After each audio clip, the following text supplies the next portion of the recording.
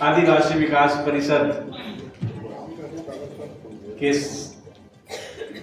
25 वर्ष पूरे होने पर रजत जयंती के अवसर पर आदिवासी सत्ता पत्रिका के रजत जयंती के अवसर पर हम लोगों के बीच में उपस्थित राजस्थान के हमारे समाज के मुखिया, आदिवासियों का चिंता करने वाले, उन पर विचार करने वाले, उनके दिशा और दशा पर मनन करने वाले और सबको मार्ग दिखाने वाले मुख्य अतिथि के रूप में उपस्थित हैं माननीय श्री भागचंद मीणा जी। सब लोग ताली बजा के उपस्थित।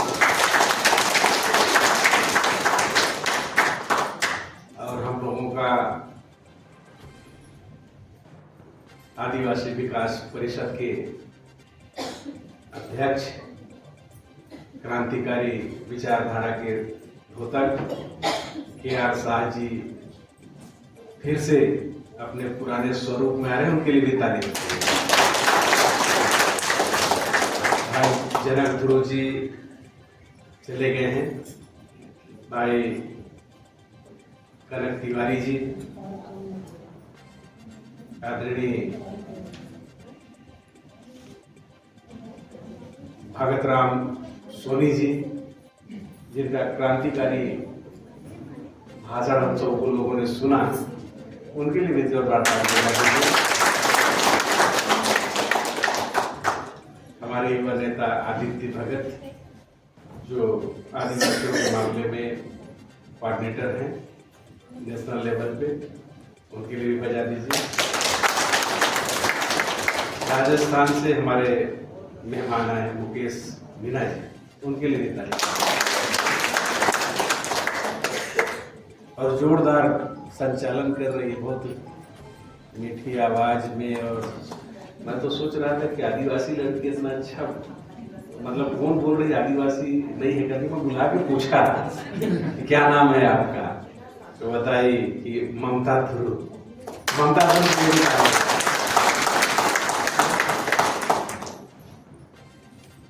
आदिवासी पत्रिका के संपादक रमेश ठाकुर जी भी हैं, उनके लिए बजाइए।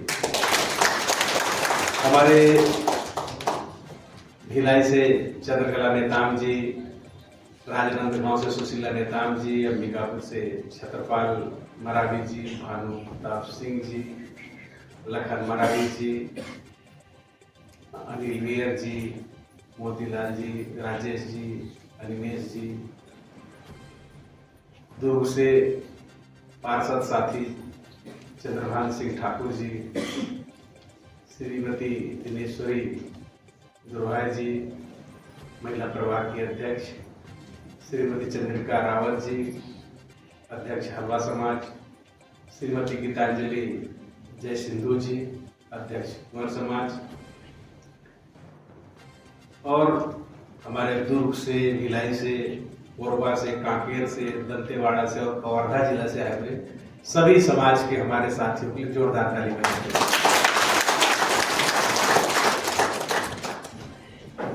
हमारा समाज जनसंख्या में भी सबसे ज्यादा है, और जैसा कहा हमारे पूर्व वक्ताओं ने और पूर्व मुख्यमंत्री स्वर्गीय अजीत जोगी ने भी कहा था कि अमीर धरती के गरीब लोग, मैं उन सभी अमीर धरती के गरीब लोगों को प्रणाम करता हूं, उनको बहुत बहुत साधुवाद देता हूं। हम लोग जनसंख्या में भी ज्यादा है, हमारा इतिहास भी बहुत पुराना है, देश के लिए भी हम लोगों ने लड़ा है, अंग्रेजों से लोहा लेने वाले भी हमारे बहुत सारे मनीषी रहे हैं, जिनको आज हम याद भी किए, उनको श्रद्धांजलि भी ली, उनसे प्रेरणा भी ली।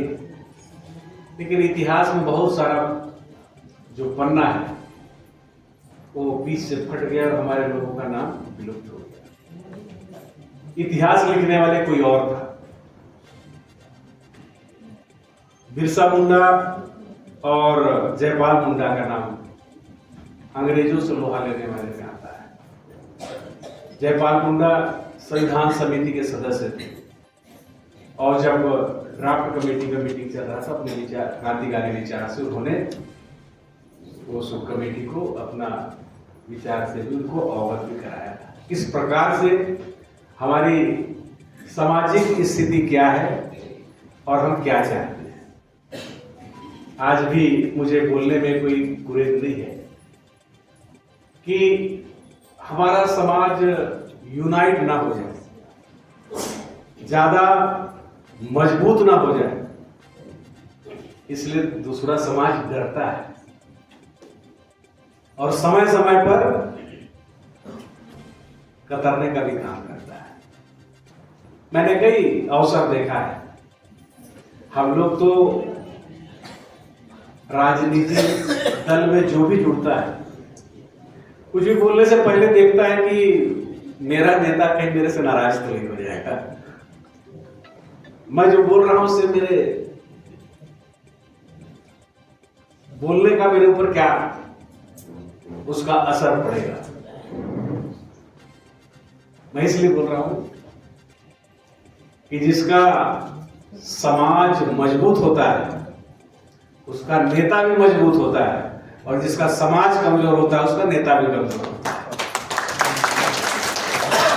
उसके सामने सब कुछ लुटता है, देखते रहता है, लेकिन आह तक नहीं करता है, बोलने का नैतिक साहस नहीं। अभी मध्य प्रदेश के हमारे विकास परिषद के अध्यक्ष डॉक्टर भंवर सिंह पोते जी के बारे में हम लोगों ने याद किया, उनको श्रद्धा सुमन दी। उनका भी स्थिति मुख्यमंत्री बनने के बिल्कुल करीब था। तत्कालीन शासक उनसे डरने लगे। एक समय और आया जब भानु सिंह सोलंकी, शिव भानु सिंह सोलंकी, उनका नाम तय हो गया था, लेकिन ऐन वक्त में उनका भी नाम बदल गया। मैं इसलिए बोल रहा हूं कि हमारा समाज संख्या में भी अधिक होते हुए कमजोर है। इसलिए जितना जुल्म और जितना जाति जितना अत्याचार है वो हमारे ऊपर ही होता है। छत्तीसगढ़ आदिवासी प्रदेश और सबसे ज्यादा जुल्म और जाति किसके ऊपर हो रहा है? आदिवासियों के ऊपर हो रहा है। आपने साहब ने कहा कि जितना बेशकीमती जमीन है उसमें जो इमारतें खड़ी हो सब हमारी है। जितने शहर के जो जंगल है, जमीन है, हमारे पूर्वजों के है। जहां पर हम लोग अभी खड़ा होकर के और भाषण दे रहे हैं सब एरिया भी हमारे आदिवासी राजा का। लेकिन आज हम लोग पहले जैसे थे वैसे ही। औद्योगिकरण के नाम पर सबसे ज्यादा अगर कोई प्रभावित हो रहा है, विस्थापित हो रहा है तो आदिवासी हो रहा है। सरगुजा से लेकर के बस्तर तक, रायगढ़ से लेकर के कोरबा तक, और जहां जहां भी औद्योगिक की स्थापना हो रहा है, चाहे पावर प्लांट लग रहा हो, चाहे माइनिंग हो रहा हो, हमारे लोग ही विस्थापित होते हैं, लड़ाई लड़ते हैं, उनको जेल के सलाखों के पीछे भेज दिया जाता है। आज सत्ता बदलने के बाद जब कांग्रेस था तो दया माया था, कुछ करने से पहले उनका सिफारिश भी करने वाले थे। अभी तो कोई नहीं है। इस देश में जिस प्रकार की स्थिति बनी है, डबल इंजन की सरकार बोलते हैं, वो डबल ताकत से हम लोगों को नुकसान पहुंचा रहा है। छत्तीसगढ़ में सरकार बदलने के बाद यहां मुख्यमंत्री हमारा आदिवासी भाई बना, लेकिन सबसे ज्यादा अत्याचार किसके ऊपर? आदिवासी के ऊपर। सत्ता बदलने के बाद पहला आक्रमण किसके ऊपर हुआ? अमरजीत भगत के ऊपर। IT का, ED का, जितना प्रकार के एजेंसी का पहला आक्रमण। दूसरा हमारा भाई कवासी लखमा जो भी जेल में। मैं इसलिए बोल रहा हूं कि जिसका समाज कमजोर रहता है उसका नेता भी कमजोर रहता है। कौन आदिवासी समाज खड़ा हुआ? नहीं हुआ। अपने घरों में ही कसमसा के रह गए।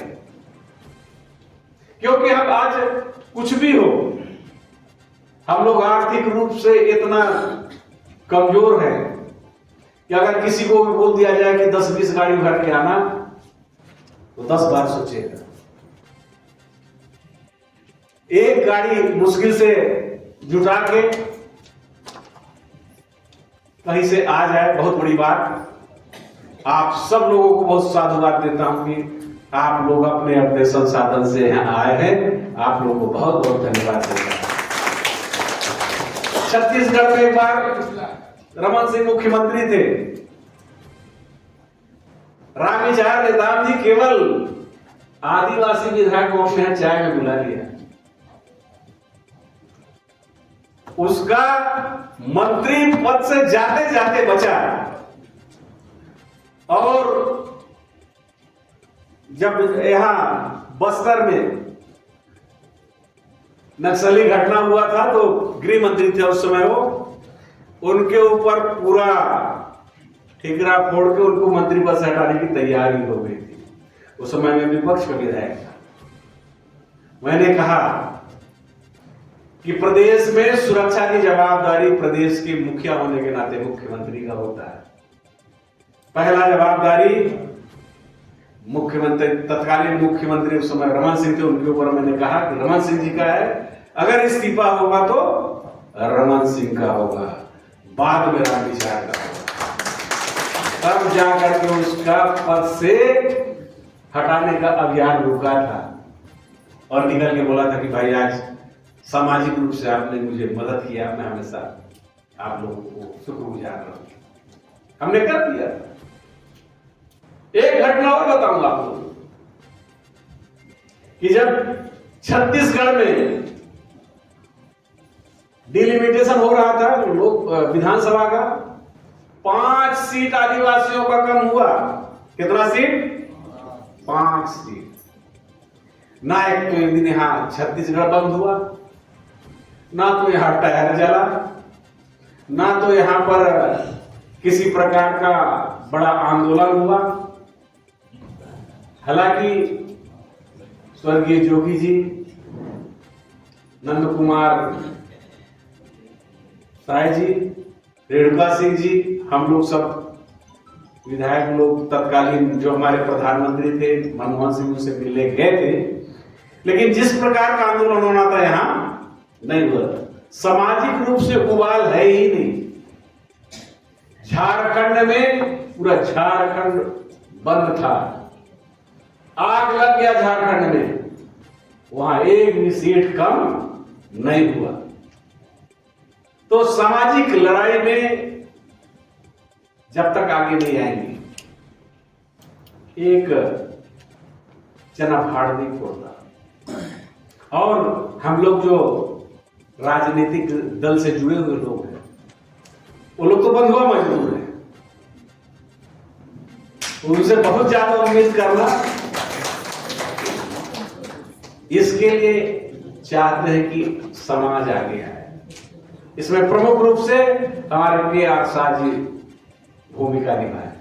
पीछे से हम लोग हैं ना,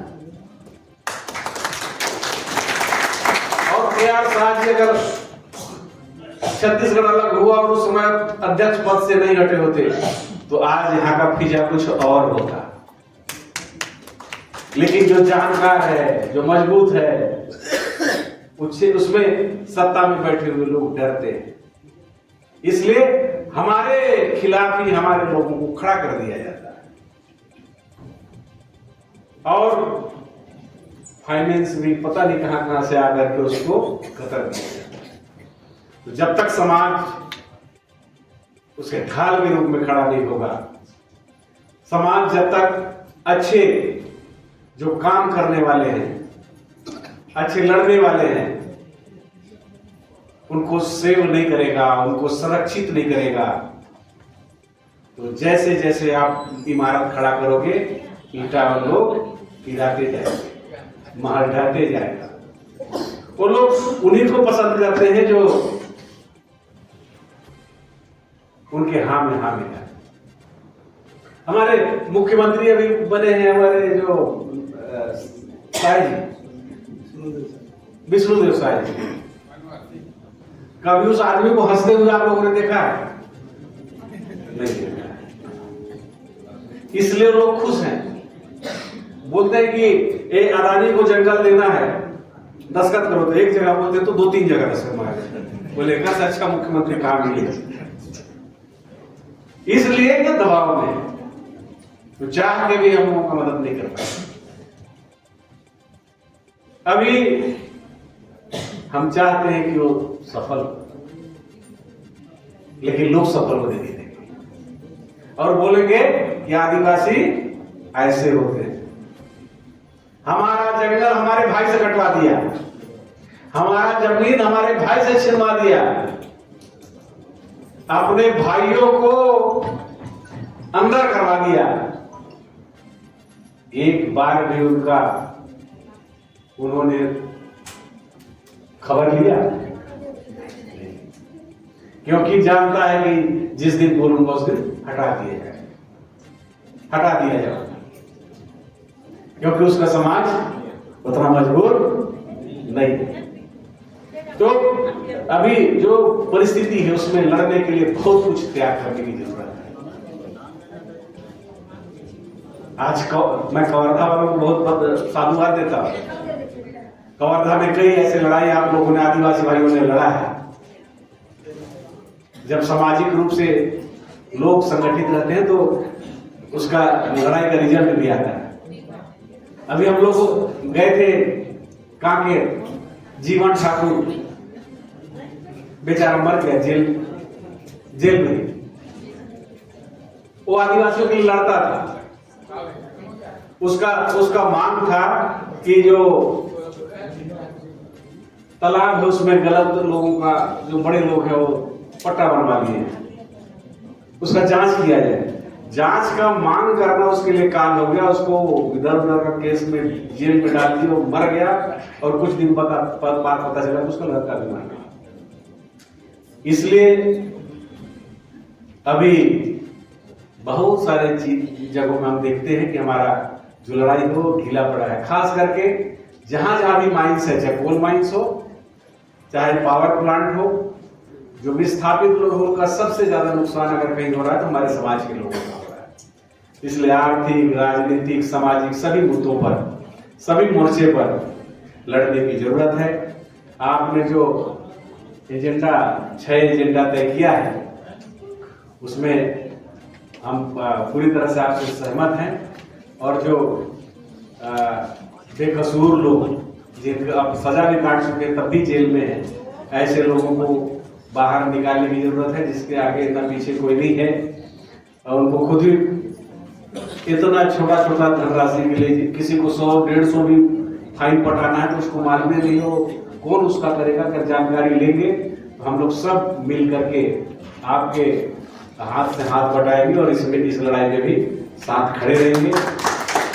जब भी सामाजिक कोई भी कार्यक्रम होगा, कोई भी आंदोलन होगा, चाहे हम किसी भले दल से जुड़े हुए, कांग्रेस पार्टी से जुड़े हुए, लेकिन सामाजिक लड़ाई में कभी उसको आगे नहीं आने देंगे। हम सब मिल करके नए सिरे से यार शाह जी का हाथ मजबूत करेंगे और सभी जिलों में इसका गठन करेंगे। आज जिस प्रकार से हमारे आदिवासी भाइयों का हक मारा जा रहा है, उसके लिए हम सब लोग आपके साथ, आपके नेतृत्व में लड़ेंगे। मैं तन मन धन से आप लोगों के साथ हूँ। जो भी मेरे से बनेगा मैं करूँगा। अभी अनाउंस करूँगा तो फिर एजेंसी वाले पहुँच जाएंगे। तो बहुत सारा बात है कि और इतना बड़ा बड़ा केस बना है कि 300 गाड़ी में मेरे यहाँ 300 गाड़ी में रेड की बात है।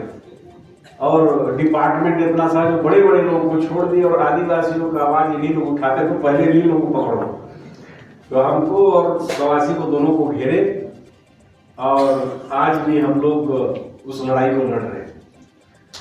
मैं आप सब लोगों को बहुत साधुवाद देता हूँ और मुझे मालूम है कि आप लोग कुछ नहीं करेंगे, लेकिन जब हम लोग अगर लड़ते लड़ते मरेंगे तो आंसू तो जरूर आएंगे। तो मैं पुनः हमारे अतिथियों का जो इतने दूर से आए हैं उनका स्वागत करता हूँ, अभिनंदन करता हूँ। और आप लोग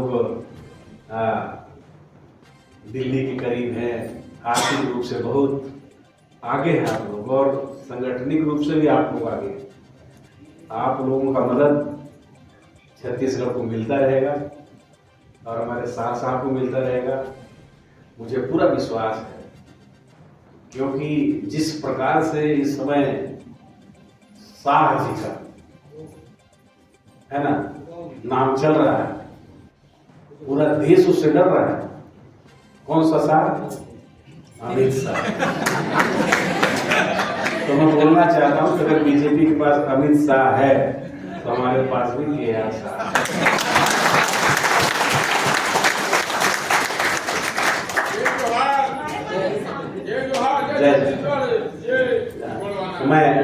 मैं ज्यादा लंबा भाषण न देते हुए सभी भाइयों का, बहनों का मैं बहुत साधुवाद देता हूं और आप लोगों का धन्यवाद ज्ञापित करता हूं। जिस प्रकार से पहली बैठक में उपस्थिति है, मुझे लगता है कि समाज बहुत चीज से अभी तब के निकला है और इस लड़ाई में महत्वपूर्ण भूमिका निभाएगा। और साथ साथ हमारे जो मेन संगठन भाई है, महिला संगठन और युवा संगठन को भी मजबूत करना है। और हर लड़ाई में जिस प्रकार से इनका भूमिका रहता है, इनको गाइड आप करते रहते। मुझे उम्मीद है कि छत्तीसगढ़ का तकदीर और तस्वीर दोनों बदलेगा और हम सब मिलकर के आज जिस प्रकार से पूरा छत्तीसगढ़ हो रहा है। किसान तो सब लोग हैं, किसान लोग धान नहीं बेच पा रहे हैं, उनका धान बेचने में दिक्कत है। जंगल नहीं जा पा रहे हैं, जंगल में उनको नक्सली बोल करके पकड़ के उनके ऊपर कार्रवाई कर दे रहे हैं। आज सभी मोर्चे में लड़ाई की जरूरत है, इसलिए पुनः आपको मैं बहुत शुभकामना देता हूं कि आपके नेतृत्व में मजबूत संगठन बनेगा और सामाजिक रूप से सभी दल से भले जुड़े हुए लोग रहेंगे, लेकिन सामाजिक रूप से लोग आपके नेतृत्व में आएंगे और हम लोग कंधा से कंधा मिला करके आपके पीछे खड़े रहेंगे और छत्तीसगढ़ को आगे ले जाएंगे। मैं बस एक नारा लगाऊंगा, इसके बाद अपनी वाणी को समाप्त करूंगा। आदिवासी समाज जिंदाबाद, जिंदाबाद, जिंदाबाद। आदिवासी विकास परिषद जिंदाबाद, जिंदाबाद, जिंदाबाद।